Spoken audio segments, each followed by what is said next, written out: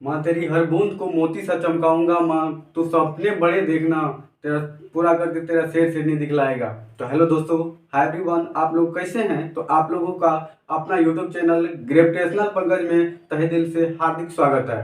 तो आज एक नए सेशन को लेकर आए हैं जिसमें हम साइंस का जो केमिस्ट्री है, केमिस्ट्री का पहला चैप्टर है रासायनिक अभिक्रिया एवं समीकरण, केमिकल रिएक्शन एवं इक्वेशन। तो बारी बारी से हम जानते हैं कि रासायनिक अभिक्रिया क्या है, रासायनिक समीकरण क्या है।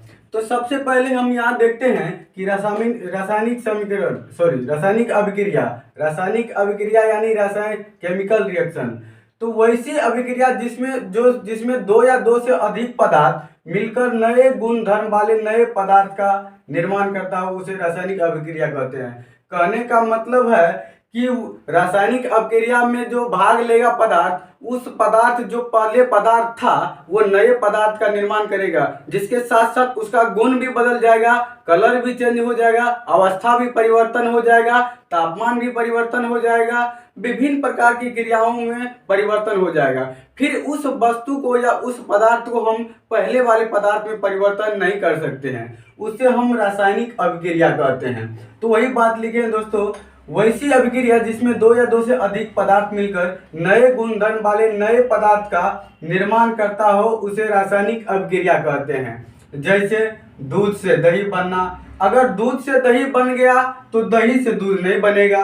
अगर फलों का पकना, फल अगर पक गया तो वह फिर से वह कच्चा नहीं होगा। भोजन का पचना, भोजन अगर पच गया तो फिर से भोजन नहीं बन सकता है। खाना का पकना, अगर चावल से जैसे मान चलिए कि चावल बन गया, तो चावल से अगर भात बन गया तो भात से फिर चावल नहीं बन सकता है। जैसे गेहूं से रोटी बन गया तो रोटी से फिर गेहूं नहीं बन सकता है। तो ये सारी अभिक्रियाएं जो है ये रासायनिक अभिक्रियाएं कहलाती है। ये भौतिक विधि द्वारा या रासायनिक विधि द्वारा यह पुनः प्राप्त नहीं किया जा सकता है। देखते हैं रासायनिक अभिक्रिया के दौरान होने वाले परिवर्तन। तो रासायनिक अभिक्रिया के दौरान होने वाले परिवर्तन, अवस्था में परिवर्तन, जैसे ठोस में था मान चलो कि द्रव में चल गया, द्रव में था तो ठोस में आ गया।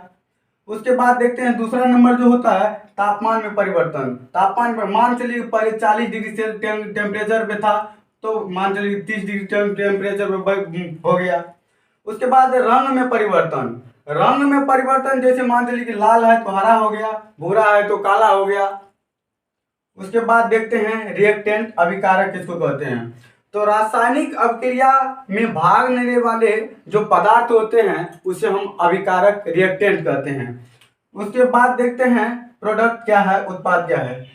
तो जिसका निर्माण अभिकारकों से मिलकर होता है उसे उत्पाद कहते हैं। जैसे रासायनिक अभिक्रिया में भाग लिए तो दो या दो से अधिक पदार्थ भी हो सकते हैं। जो भाग लिए उसको कहते हैं अभिकारक, और जो भाग लेकर नए पदार्थ का निर्माण किया तो उसे कहते हैं उत्पाद, प्रोडक्ट कहते हैं। यहाँ पर देखते हैं एग्जाम्पल देखते हैं Mg है तो Mg+O2 MgO का निर्माण किया, magnesium plus oxygen magnesium oxide का निर्माण किया। तो मैक्सिमम यहाँ पर मैग्नीशियम देखते हैं, या ये जो मैग्नीशियम है और ऑक्सीजन जो है ये दोनों भाग लेने वाले, अभिक्रिया में भाग लेने वाले पदार्थ है, इसीलिए इसे हम कहते हैं अभिकारक। क्या कहते हैं? अभिकारक कहते हैं। और ये जो नया पदार्थ बना है इसको कहते हैं उत्पाद, या इसका दूसरा नाम है प्रतिफल भी कहते हैं, इसका प्रतिफल भी कहते हैं। अब देखते हैं दोस्तों रासायनिक समीकरण, केमिकल इक्वेशन के बारे में। रासायनिक समीकरण क्या होता है? तो रासायनिक समीकरण रासायनिक अभिक्रिया में भाग लेने वाले जब अभिकारक और उत्पादों को जब सूत्र या संकेतों के रूप में लिखा जाता है तो उसे रासायनिक समीकरण कहते हैं। वही बात लिखे दोस्तों, रासायनिक अभिक्रिया में भाग लेने वाले अभिकारकों एवं उत्पादों को जो सूत्रों या संकेतों के रूप में लिखा जाता है तो उसे रासायनिक समीकरण कहते हैं। इसे तीर चिन्ह द्वारा सूचित किया जाता है।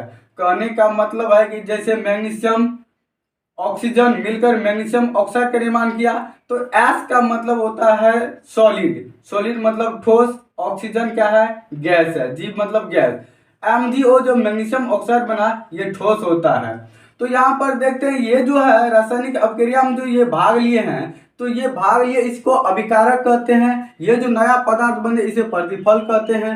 जब इसको तीर चिन्ह द्वारा जब अलग किया जाता है तो यही तो होता है रासायनिक समीकरण। यह रासायनिक समीकरण दो प्रकार के होते हैं, संतुलित रासायनिक समीकरण बैलेंस केमिकल इक्वेशन, और दूसरा होता है असंतुलित रासायनिक समीकरण अनबैलेंस्ड केमिकल रिएक्शन। अब देखते हैं संतुलित रासायनिक समीकरण क्या होता है। तो जब रासायनिक समीकरण के दोनों पक्षों में समान अभिकारक एवं उत्पाद हो तो उसे संतुलित रासायनिक समीकरण कहते हैं।